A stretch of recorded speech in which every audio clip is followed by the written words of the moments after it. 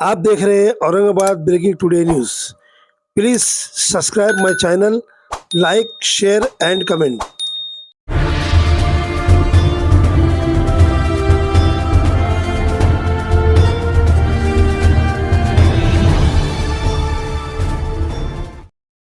की माझा मुलगा एक पंतप्रधान झाला आणि तो गोरगरिबांचा असाच कैवारी राहो आणि आहे आणि तो पुढे राहणार आणि त्याचं आयुष्य चांगलं उज्ज्वल हो अशी मी माझी देवाचरणी प्रार्थना करते।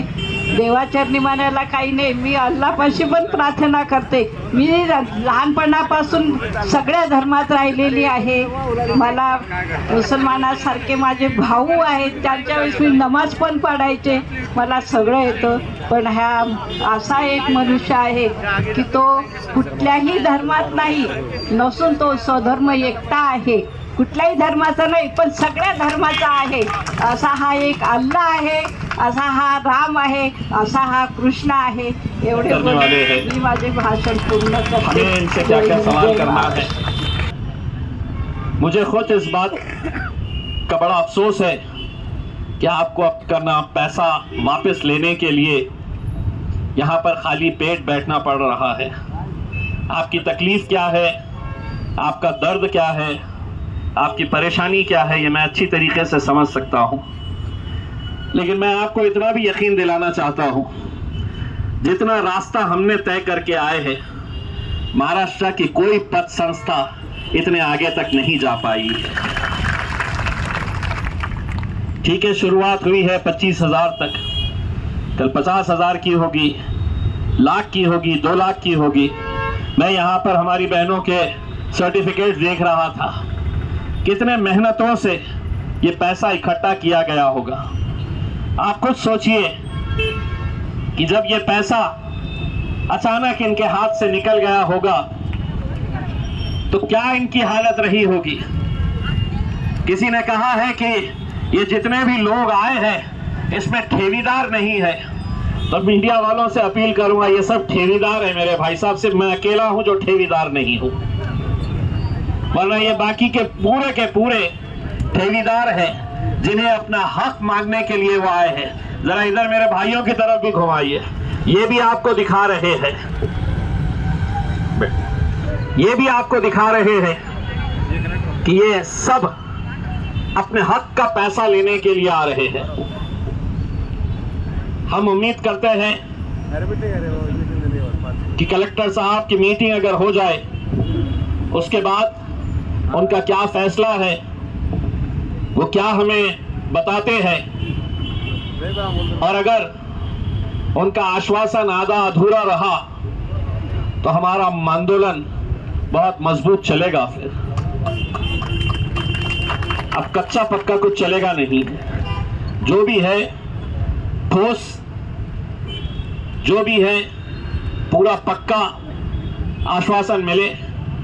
वरना अगर तुम ये समझ रहे हैं कि ये गरीब लोग हैं, ये कुछ कर नहीं सकते हैं, तो उन्हें याद दिला दूं कि डिविजनल कमिश्नर का ऑफिस के गेट को तोड़कर जाने की ताकत रखने वाले ये लोग हैं सभी।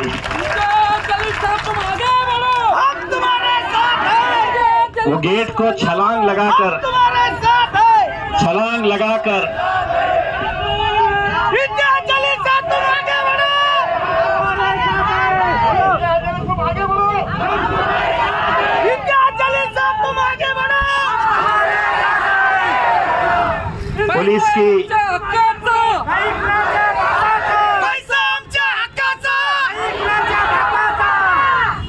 पुलिस की लाठियां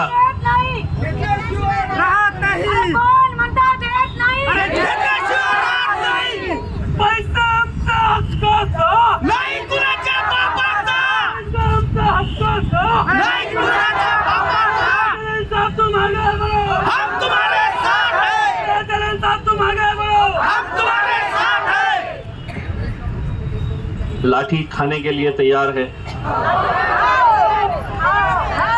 आंसू गैस छोड़े गए थे उसके लिए तैयार है। हम आईसीबी मारेंगे, जब वैसे ही हम मरने को अगर तस्वीरें ऐसी बढ़ती जा रही है तो खामोशी से मरने में कोई मतलब नहीं है। लड़ेंगे, पूरी ताकत के साथ भिड़ेंगे। बस आप लोग अपनी हिम्मत मत हारिए। आप लोगों की ये लड़ाई मैं अगर लेकर गया हूं तो सिर्फ इस वजह से कि हमने जब भी आवाज लगाई आप लोगों ने अपना काम, अपना धंधा, अपनी दुकान, अपनी नौकरी सब कुछ छोड़कर आप लोग आए, क्योंकि आपको भी ये मालूम है कि अगर ये लड़ाई कहीं आधे रास्ते में खत्म हो गई तो हमने पिछले 1.5 साल से जो मेहनतें की हैं, जो लड़ाई हमने की है, वो कहीं ना कहीं आगे जाकर उसका कोई रास्ता नजर नहीं आएगा। इसीलिए बस ये समझ लीजिएगा कि हम उस मुकाम के ऊपर आ गए हैं जहां पर प्रॉपर्टी सामने खड़ी हुई है, खरीदने वाले भी उसके लिए तैयार है। सिर्फ ये है कि इनका नोटिफिकेशन निकले। कई ऐसी प्रॉपर्टीज है जिसको मैंने खुद ने अपने पेज के ऊपर डालकर मेरे जान पहचान के लोगों को कहा कि भैया पैसा होगा तो ले ले यार। वो बेचने के काम में भी हम इनकी मदद कर रहे हैं। तो एक मर्तबा ये ऑक्शन का जैसे ही डिसीजन हो जाता है, फौरन ये पैसा आना शुरू होगा और वो पैसा आ जाएगा, सबको मिल जाएगा। हम और आप सिर्फ यही हाथ जोड़कर अल्लाह से, भगवान से यही दुआ करें कि ये जो 48 है, 48 के आगे एक और किसी की तस्वीर नहीं लगनी चाहिए। इसके सामने एक और किसी की तस्वीर नहीं लगनी चाहिए। आपको हो सकता है आपके गांव के अंदर राजनीति से ताल्लुक रखने वाले लोग कहेंगे कि पैसा नहीं मिलेगा करके, आपको ये मायूस करने की बात करेंगे, आपको ये कमजोर करने की बात करेंगे कि ये पैसा कैसे मिलेगा। उनको ये कह देना कि जब तक हम साथ में हाथ डालकर खड़े हैं, एक एक रुपया हम वापस इनके हलक में से खींच के निकालेंगे, इनके जेबों में से खींच के निकालेंगे और एक एक पैसा हम वापस आप लोगों को दिलाएंगे। बस उम्मीद करते हैं कि कलेक्टर साहब अगर चर्चा कर रहे होंगे तो हमारे को भी अब बुलाए और बुलाने के बाद बताए कि क्या होने वाला है करके। मैं मेरी माँओं और बहनों से विनती करना चाहूँगा, ये आंसू संभाल के रखिएगा, रोने की ज़रूरत नहीं है।